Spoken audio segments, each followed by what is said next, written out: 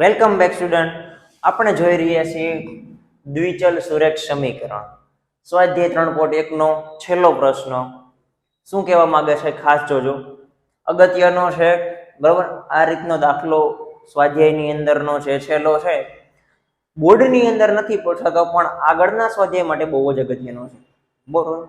અને જે વિદ્યાર્થી મિત્રો નવા છે આ વિડીયો જોવા માટે તે તેમના મિત્રોને શેર કરી દે, પ્લસ જો ચેનલને સબસ્ક્રાઇબ ન કરી હોય તો સબસ્ક્રાઇબ કરી દે. અને જો શું કીધું છે ખાસ અહીંયા ધ્યાન રાખજો, સમીકરણો x - y + 1 = 0 અને 3x + 2y - 12 = 0 દ્વારા દર્શાવાતી સુરેખ રેખાઓના આલેખ દોરો.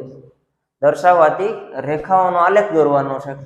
અને આ રેખાઓ અને x અક્ષ દ્વારા રચાયેલા ત્રિકોણના શિરોબિંદુઓના યામ દર્શાવો અને બનતા ત્રિકોણના પ્રદેશને છાંયાંકિત કરો. એટલે આપણને એક ત્રિકોણ મળશે આલેખની અંદર. બરોબર, તો આલેખની અંદર જે ત્રિકોણ મળે છે એને આપણે છાંયાંકિત એટલે કે ડાર્ક થી કરવાનો છે. બરોબર, તો બે સમીકરણ આપ્યા છે આપણે. જો પ્રથમ સમીકરણ શું આપેલું છે, શરૂઆત કરીએ તો x - y + 1 = 0 અને બીજું સમીકરણ આપણને આપેલું છે 3x + 2y - 12 = 0.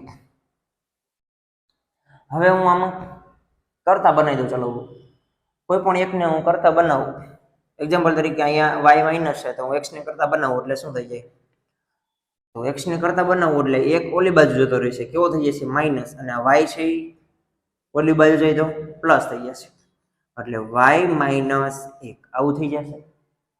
અને આ સમીકરણની અંદર હું y ને કરતા બનાવું તો y બરાબર આ 3x ઓલી બાજુ જાય, આ 12 ઓલી બાજુ જાય એટલે 12 માઇનસ આ માઇનસ પદ થઈ જશે 3x ના છેદમાં આ 2 ગુણ ભાગાકારની અંદર આવી જાય. ચાલો બિંદુ શોધી લઈએ. આ પ્રથમ સમીકરણ માટે છે. બરોબર, x અને y. ચલો કોઈ કિંમત આપણે મૂકવાની છે અને એક વેલ્યુ આપણને મળશે. એક્ઝામ્પલ તરીકે હું x બરાબર ચાલો 4 મૂકી દીધા, અહીંયા 4 મૂકી દીધા, બરાબરની આ બાજુ આવે 1 તો શું થઈ જશે 4 + 5 તો y બરાબર કેટલા મળ્યા આપણને 5. એવી જ રીતના હું ચાલો x બરાબર 1 મૂકી દઉં, 1 મૂક્યા, બરાબરની આ બાજુ એટલે આ પ્લસ થઈ જાય એટલે 1 ને 1 b, તો y બરાબર મને કેટલા મળે છે 2. અહીંયા આપણને એક કિંમત મળી. એવી જ રીતના સમીકરણ 2 માટે x અને y. ચલો x ની કિંમત અલગ અલગ મૂકીએ. આમાં પણ હું x બરાબર 4 મૂકી, ચલો 4 મૂકી દીધા તો y બરાબર કેટલા મળે છે 4 મૂકો જોઈએ, 4 તેરી 12 એટલે 12 - 12 તો શું થઈ ગયું 0. 0 ના છેદમાં 2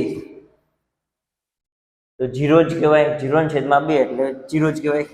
x બરાબર ચાલો હું 2 મૂકું, 2 મૂકો જોઈએ તો 3 દુ ને 6, 12 માંથી 6 જાય તો 6 વધે અને 6 ભાગ્યા 2 એટલે 3, તો મને શું મળી ગયું 2 અને 3.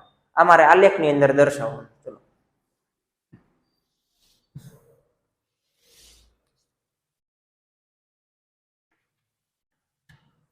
આ x અક્ષિસ અને આ x ડેશ, આ y અને આ y ડેશ, બે બિંદુ જ્યાં ભેગા થાય ત્યાં શું હોય 0, x અક્ષિસ અને y અક્ષિસ. ચલો આ 1 2 3 અને અહીંયા 4 અને અહીંયા 5, આવી રીતના બિંદુ મને મળ્યા. હવે એવી જ રીતે y એક્સિસ ઉપર 1 2 3 4 અને થોડું ઉપર લઈ લે એટલે અહીંયા શું આવી જાય 5. ચલો હવે બિંદુ દર્શાવી દે. પહેલા સમીકરણ માટે દર્શાવીએ તો x બરાબર 4 અને y બરાબર 5. x બરાબર 4 અને y બરાબર 5 ક્યાં બિંદુ છે, અહીંયા બિંદુ મળે છે આપણને. બરોબર, અહીંયા જોઈએ તો અહીંયા બિંદુ મળે છે. આ 5 ઉપરનો બિંદુ છે તો આ બિંદુના કયા છે 4 અને 5. આ બિંદુ છે 4 અને 5.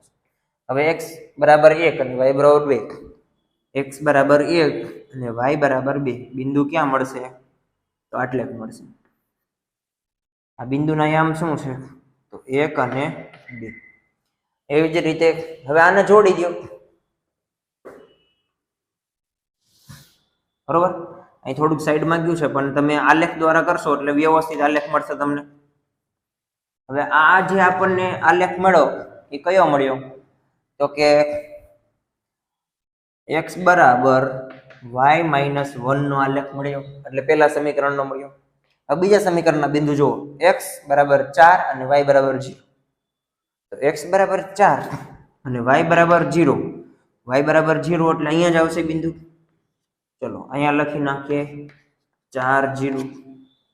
એવી જ રીતના 2 અને 3, x ઉપર 2 અને y ઉપર 3.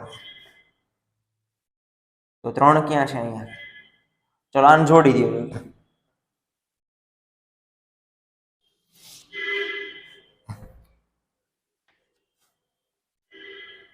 તો જુઓ અહીંયા આપણને શું મળે છે?